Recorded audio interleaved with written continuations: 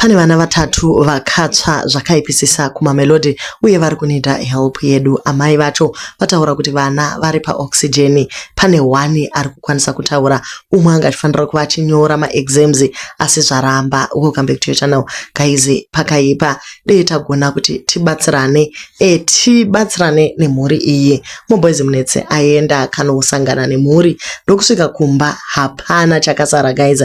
Nothing came out of that house. Rakangosara ridangwaza kuti source yemoto yacho chi hapana anoziva. Pane vamwe vane maonero avo vari kuti maybe gas kana kuti chi, asi amai pavabvunziwa kuti ko moto wakabva nekupi vanoti nanhasi hatisi kuziva. Kuri kunzi mabasa asatani chaiwo. Rihanna mwana wavo mukuru akaedza kubata chidiki chinonzi mazvita kuedza kuti mwana asatsve nomoto, asi aiwa mwana akazongotsva. Chero vosisi vakuru vakatsva zvikuru.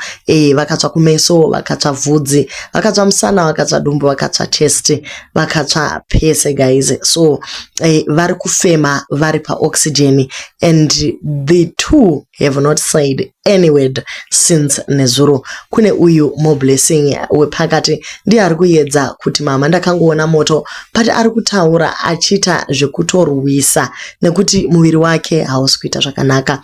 So Mukoma Great Hope vachaisa namba yatinokwanisa kuti tikandewo maEco Cash tichigona kubatsirana navo guys. Inguva yakaoma zvikuru. We actually wish kuti vawane better medical care uye vawanewo pekugara. So far mama vari kutogara kuhospital vachimonita vana, chero kuti vadzokere kumba vanodzokera kupi.